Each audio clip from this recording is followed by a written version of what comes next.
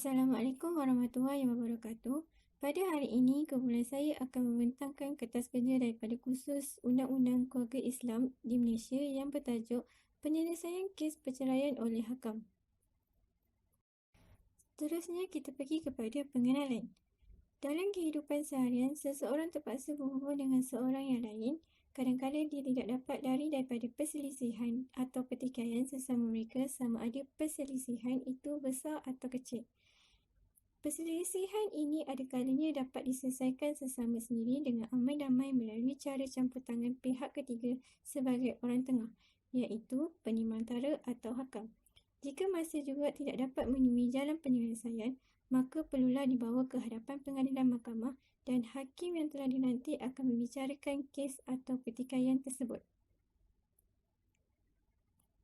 Pelaksanaan berdasarkan prinsip syariah. 2.1 Definisi dan istilah.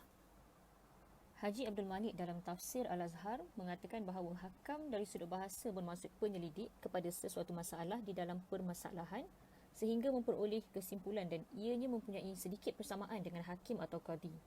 Bagi Dr. Abdul Karim Zaidan pula, hakam bermaksud dari sudut bahasa ialah melantik seseorang untuk menjatuhkan hukuman. Manakala dari sudut istilahnya pula, Mahmud Saidun mengatakan bahawa hakam bermaksud satu proses apabila pihak-pihak yang bertikai bersetuju melantik seseorang untuk menjadi hakim yang akan memutuskan atau menjatuhkan hukuman di antara mereka yang fungsinya sama seperti seorang kadi atau hakim yang menjatuhkan hukuman. Istilah tahkim pula di dalam kertas kerja seminar kaedah alternatif bermaksud memberi kuasa untuk menjatuhkan hukuman kepada seseorang. Manakala dari segi istilah pula, tahkim bermaksud sesuatu proses di mana pihak-pihak yang bertikai melantik seseorang untuk menjadi penimbang tara bagi menyelesaikan perselisihan yang berlaku di antara keduanya dengan berlandaskan hukum syarak. Wakil yang dilantik ini dipanggil hakam dan kedudukan mereka ini sedikit lebih rendah dari al-qadha atau kehakiman. Dalil untuk diharuskan hakam terdapat ada dua, iaitu dalil nas Al-Quran dan hadis. Untuk nas Al-Quran di dalam surah An-Nisa ayat 35 yang bermaksud, dan jika kamu khawatirkan ada persengketaan antara keduanya, maka kirimlah seorang hakam dari keluarga lelaki dan seorang hakam dari keluarga perempuan. Jika kedua orang hakam itu bermaksud mengadakan perbaikan, nescaya Allah memberi taufik kepada suami isteri itu. Sesungguhnya Allah mengetahui lagi maha mengenal. Ayat ini menjelaskan tentang tuntutan melantik hakam atau pendamai yang terdiri daripada ahli keluarga atau kerabat terdekat, seorang dari suami dan seorang pula dari isteri. Tugas hakam ini sebagaimana dalam firman-Nya ialah untuk mendamaikan suami dan isteri yang bertelagah tersebut. Di dalam ayat ini juga telah diberi panduan akan siapa yang lebih layak untuk dilantik sebagai wakil kepada suami dan isteri yang tersebut. Mereka yang layak menjadi hakam mestilah terdiri daripada ahli keluarga atau kerabat yang terdekat dan yang mengetahui akan pertikaian antara keduanya. Berdasarkan peruntukan di dalam enakmen Undang-Undang Keluarga Islam Negeri Selangor tahun 2003, jika hakam keluarga atau kerabat ini tidak dapat mendamaikan keduanya, maka selepas itu barulah mahkamah boleh melantik hakam yang baru yang diberi kuasa kepadanya oleh mahkamah untuk menjatuhkan talak setelah majlis tahkim dijalankan dan lampuran dibentangkan kepada mahkamah. Dalil hadis pula dari Shuraih Ibnu Hani dari ayahnya Hani berkisah bahawasanya pada suatu hari ayahku datang kepada Rasulullah SAW. Rasulullah telah mendengar kaum Hani memanggil Hani dengan sebutan Abul Hakam. Maka Rasulullah bertanya kepadanya, sesungguhnya Allah Ta'ala disebut dengan sebutan Al-Hakam sebab segala hukum diserahkan kepadanya. Tetapi mengapa kamu dipanggil juga dengan nama Abul Hakam? Jawab ayahku, kerana bila terjadi perselisihan di antara kaumku, maka mereka meminta aku yang memutuskan perselisihan mereka. Setelah aku memutuskan di antara mereka, maka masing-masing dari mereka puas dengan keputusanku. Sabda baginda, alangkah baiknya apa yang cara kamu. Tapi siapa nama anakmu? Jawab ayah, mereka bernama Shuraih, Abdullah dan Muslim. Tanya beliau, siapa yang terbesar? Jawab ayah, Shuraih. Sabda baginda, kalau begitu, panggilanmu dengan nama Abu Shuraih. Setelah itu ayah dipanggil dengan nama itu dinisbatkan nama anaknya yang terbesar. Selain dari hadis ini, menurut Ibnu Nujaim, Rasulullah SAW juga pernah melantik dan memperakui Sa'ad bin Mu'az sebagai hakam untuk menghukum Bani Quraizah dan mereka bersetuju menerima hukuman hakam yang dilantik. Terdapat 3 hukum yang berkaitan iaitu harus, wajib dan sunat dalam lantikan hakam ini. Menurut Muhammad Sanusi bin Haji Mahmud, dalam menetapkan hukum berkenaan hakam, Ibn Rushd dan para ulama telah sepakat bahawa melantik 2 orang hakam itu hukumnya harus apabila berlakunya perbalahan antara suami dan isteri dan punca terhadap perbalahan itu tidak dapat dipastikan. maka hukum mengadilkan dan melantik hakam di pihak hakim atau mahkamah itu menjadi wajib dalam menyelesaikan persengketaan yang berlaku dalam rumah tangga pihak-pihak jika pihak-pihak tersebut mengutuskan pengaduannya di hadapan hakim. Namun begitu, hukum melantik hakam hanya dari kalangan ahli keluarga dalam menjalankan tugas untuk menyelesaikan masalah tersebut hanyalah sunat. Bagi kuasa dalam hukum syarak, Imam Syafi'i berpendapat bahawa tugas kedua-dua hakam yang dilantik semata-mata hanya untuk memperbaiki punca perbalahan atau syiqaq yang berlaku dalam rumah tangga pasangan tersebut. Tugas hakam ini tidaklah sehingga membawa kepada pembubaran perkahwinan pihak-pihak, kecuali apabila pihak-pihak telah bersetuju dan memberi kuasa kepada mereka untuk berbuat sedemikian. Suami isteri yang bertelingkah dan seterusnya melantik hakam tidak boleh dipaksa untuk memberi kuasa kepada hakam-hakam yang tersebut. Namun begitu, apabila kuasa telah diberi, kedua-dua hakam tersebut mestilah mencapai persetujuan terlebih dahulu sebelum mengambil apa-apa keputusan. Jika hanya salah seorang daripada hakam tersebut yang bersetuju untuk membubarkan perkahwinan tersebut, manakala yang seorang lagi tidak bersetuju, maka keputusan tersebut tidak boleh diterima pakai. Jika pula kedua-dua hakam yang tersebut tidak dapat mencapai kata sepakat, maka hakim boleh memecat dan seterusnya melantik hakam yang lain yang boleh membuat keputusan bersama. Bagi Imam Malik pula, Imam Malik telah berkata bahawa harus hukumnya kedua-dua hakam itu menceraikan atau mengekalkan perkahwinan antara suami dan isteri tersebut. Ini bermakna bahawa hakam mempunyai kuasa untuk menceraikan suami dan isteri meskipun tidak mendapat keizinan daripada suami yang tersebut. Namun begitu, Imam Syafi'i dan Imam Hanafi pula berpendapat bahawa kedua-dua hakam ini tidak berhak untuk menceraikan pasangan suami isteri yang melantik mereka kecuali setelah mendapat keizinan dari suami. Imam Syafi'i dan Imam Hanafi berpendapat bahawa asal kuasa talak itu di tangan suami atau wakilnya, bukan di tangan orang lain. Kaedah talak ini diguna pakai dalam mengukuhkan hujah ini. Pelaksanaan hakam di mahkamah syariah, hakam kerabat. Peruntukan mengenai hakam ini telah diwujudkan di dalam Seksyen 48 Enakmen Undang-Undang Keluarga Islam Negeri Selangor tahun 2003 dan terdapat 7 subseksyen yang terpakai padanya merangkumi tata cara pelantikan hakam sehingga kepada merekodkan keputusan. Namun begitu, oleh kerana peruntukan di dalam Enakmen Undang-Undang Keluarga Islam Negeri Selangor tahun 2003 ini agak terhad, maka satu kaedah hakam iaitu Kaedah Hakam Negeri Selangor 2014 telah diwujudkan bagi memberi lebih penjelasan bagaimana hakam ini akan berfungsi untuk menamatkan syiqaq antara pihak-pihak. Sebelum sesuatu kes itu dapat diteruskan kepada peringkat hakam, mahkamah perlu terlebih dahulu untuk mensabitkan syiqaq telah berlaku di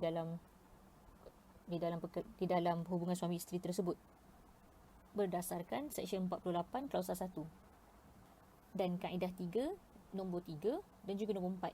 Di dalam nombor 4 ini telah secara detail diletakkan bagaimana untuk menentukan syiqaq telah berlaku di dalam rumah tangga pihak-pihak. Antaranya ialah seorang isteri itu nusyuz, kezaliman suami, tak dapat dipastikan siapa yang benar antara keduanya, perkelahian yang kerap antara suami dan isteri sehingga menimbulkan kesukaran dalam menjalankan tanggungjawab masing-masing, saling tuduh-menuduh, ada terjadinya perkelahian yang menyebabkan pukul-memukul, salah seorang meninggalkan rumah kediaman, ataupun apa-apa tindakan yang menyebabkan darar syar'i ke atas isteri atau suami. Setelah syiqaq disabitkan, maka mahkamah boleh mengarahkan pihak-pihak untuk membawa saudara karib seorang lelaki untuk dilantik sebagai hakam yang pertama, iaitu hakam kerabat di bawah Seksyen 48 Klausa 2 dan juga Kaedah 3 Perkara 1. Di dalam Kaedah 3 Perkara 2 ada diterangkan jika suami atau isteri gagal mengemukakan hakam masing-masing, maka mahkamah boleh melantik seorang hakam dari kalangan anggota panel hakam untuk menjadi hakam kerabat bagi pihak-pihak yang tersebut. Setelah itu, menurut Seksyen 48 kurungan 3, mahkamah boleh memberi apa-apa arahan kepada hakam untuk menjalankan penimbangtaraan atau majlis tahkim dan mereka hendaklah menjalankannya mengikut hukum syarak. Pada peringkat ini, di bawah Seksyen 48 kurungan 5, hakam kerabat hendaklah berusaha untuk mendapatkan kuasa penuh daripada prinsipal mereka, sama ada untuk melafaz talak dan menerima talak tersebut. Jika dapatan daripada laporan majlis tahkim yang pertama, iaitu hakam kerabat ini, hakam berpendapat bahawa pihak-pihak patut bercerai, namun begitu tidak dapat tidak dapat kuasa penuh daripada prinsipal dan tidak dapat memerintahkan perceraian itu, maka mahkamah hendaklah melantik hakam yang lain. Dan hakam kerabat ini akan dilucutkan kuasa hakamnya. Pelantikan hakam kerabat juga tertakluk kepada kaedah-kaedah yang terdapat di dalam Kaedah Hakam Negeri Selangor tahun 2014. Kaedah 4 menegaskan bahawa dalam pelantikan hakam, hakam hanya boleh dilantik dari kalangan saudara karib suami dan isteri ataupun anggota panel hakam atau juga mana-mana pegawai syariah atau pegawai hal ehwal Islam dalam perkhidmatan awam, persekutuan atau negeri yang boleh dilantik sebagai hakam kerabat. Di bawah kaedah ini juga diterangkan saudara karib bermaksud mana-mana orang lelaki yang mempunyai pertalian nasab, persemendaan atau susuan yang tahu akan hal keadaan antara kedua-dua belah pihak ni. Maksudnya syikok yang berlaku antara kedua-dua belah pihak ni.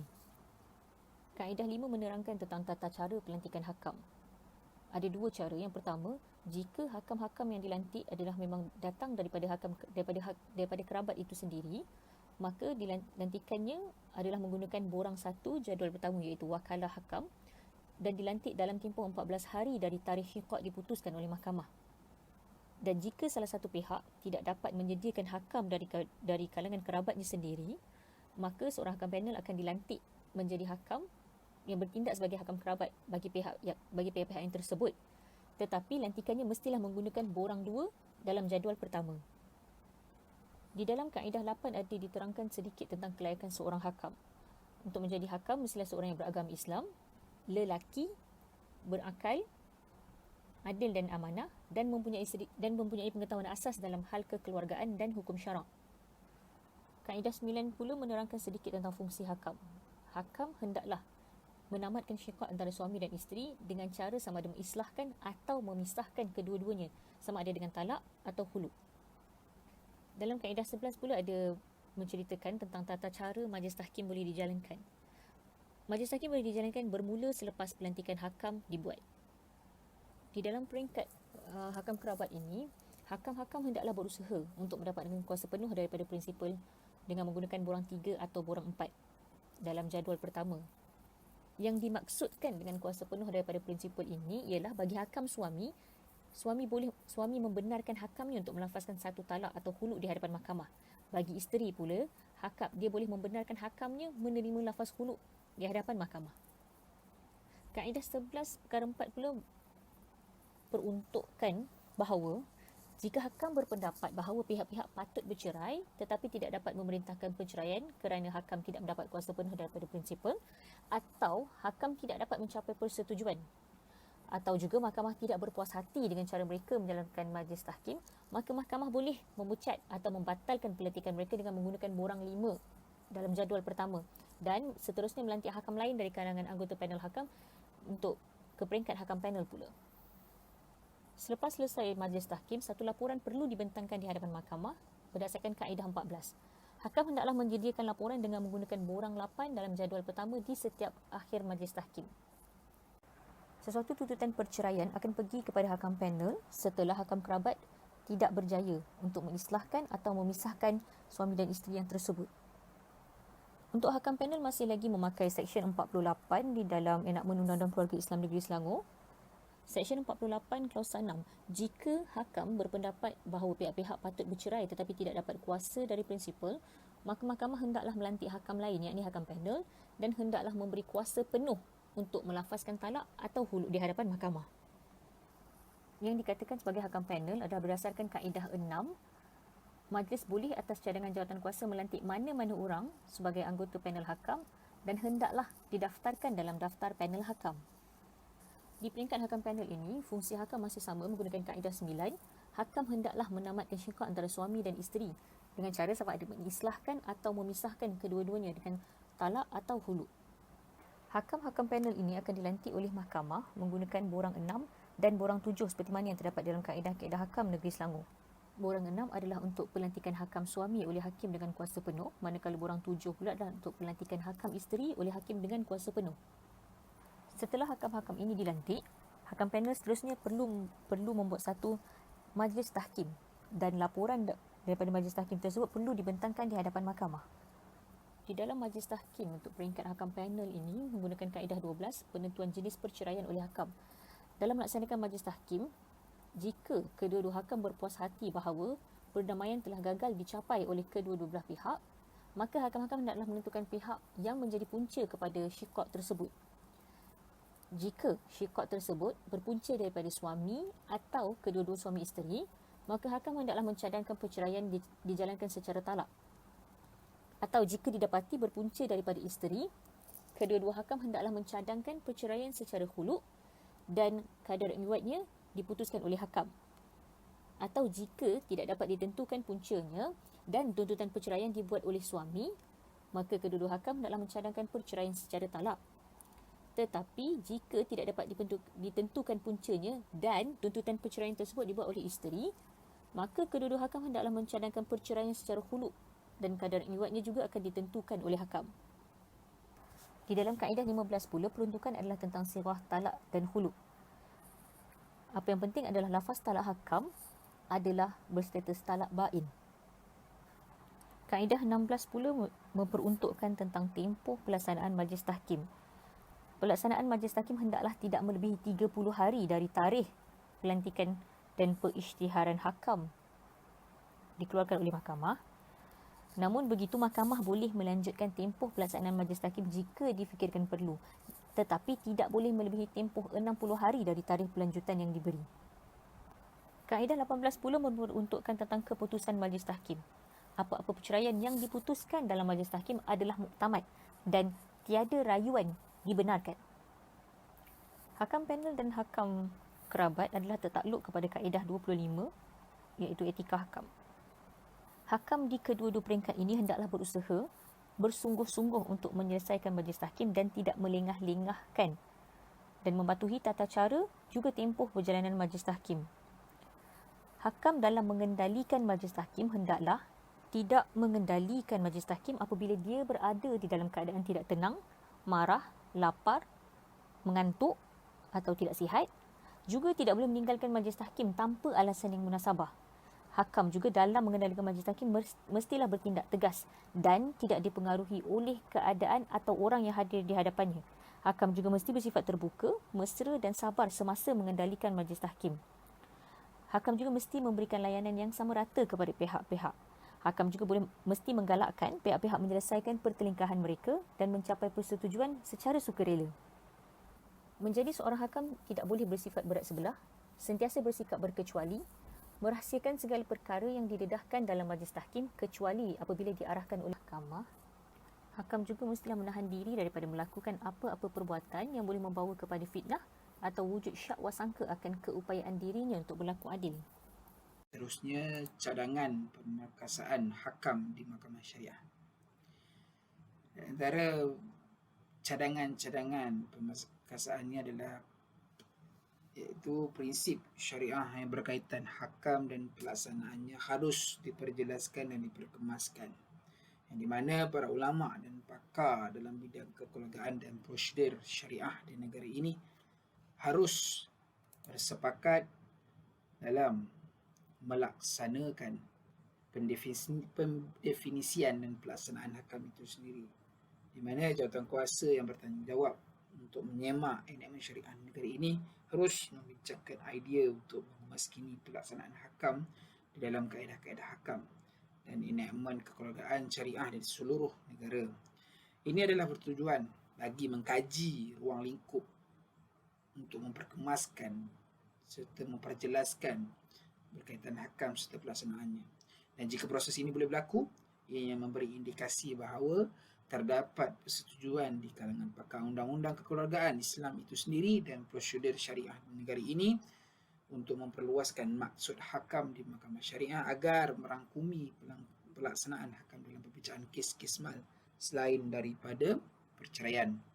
Di peringkat Mahkamah Syariah pula di Malaysia perlulah mengambil pendirian yang jelas untuk menerima pakai secara mutlak dan total serta seragam pelaksanaan proses hakam ini sebagai penyelesaian pertikaian dalam mana-mana perbicaraan kes mal di Mahkamah Syariah. Seluruh bagi pihak berwajib pula di peringkat penguasaan negeri harus mengadakan perbincangan ke arah mewujudkan suatu ketetapan berbentuk prosedur, berbentuk garis panduan serta pengoperasian untuk menyeragamkan pelaksanaan hakam di seluruh mahkamah syariah negeri-negeri. Secara kesimpulannya daripada artikel ini, seluruhnya proses hakam ataupun pelaksanaan hakam ini sering kali digunakan di mahkamah syariah. Sebagai contoh, secara umumnya kita tahu proses hakam ini adalah untuk proses digunakan pakai dalam proses perceraian di bawah Seksyen 47. Ini kalau di negeri Selangor, ini Undang-Undang Keluarga Islam negeri Selangor lah. Dan penggunaan proses ini sebenarnya belum menyeluruh di mahkamah syariah negeri-negeri. Dan proses ini adalah khusus untuk menyelesaikan permohonan perceraian yang dipohon oleh pihak-pihak. Walau bagaimanapun di mahkamah sivil ada sedikit perbezaan, yang mana mahkamah sivil telah melaksanakan satu proses yang dipanggil pelaksanaan arbitrasi, iaitu dalam braket juga sebagai hakam. Yang mana ia tidak terhad kepada proses perceraian saja, bahkan ia lebih luas serta terbuka kepada penyelesaian selain daripada perceraian, seperti penyelesaian kepada hak penjagaan anak, hak nafkah anak dan lain-lain lagi. Namun secara umumnya pelaksanaan hakam membabitkan sesuatu yang hendak diselesaikan tanpa menggunakan proses litigasi. Sungguh begitu, tidak ada pendefinisian yang jelas dan terperinci berkaitan dengan pelaksanaan hakam dari perspektif prinsip syariah itu sendiri. Dan hanya beberapa negeri sahaja seperti di Selangor dan Negeri Sembilan telah mewujudkan kaedah-kaedah hakam yang khusus bagi memperincikan dan melincirkan pelaksanaan proses hakam ini agar ia berjalan dengan lebih baik dan tersusun. Jadi oleh itu, daripada artikel ini, kami daripada kumpulan ini ingin mengemukakan cadangan dalam usaha memastikan agar pelaksanaan hakam menjadi teratur serta lebih luas lagi ruang lingkup pelaksanaannya dalam mana-mana perbicaraan kismah di mahkamah syariah, serta dikuatkuasakan di setiap mahkamah negeri di Malaysia, baik dari segi permohonan atau tuntutan perceraian itu sendiri dan juga kes-kes mal yang bersangkutan dengannya. Okey, itu sahaja daripada kami. Sekian, wabillahi taufiq wal hidayah. Assalamualaikum warahmatullahi taala wabarakatuh.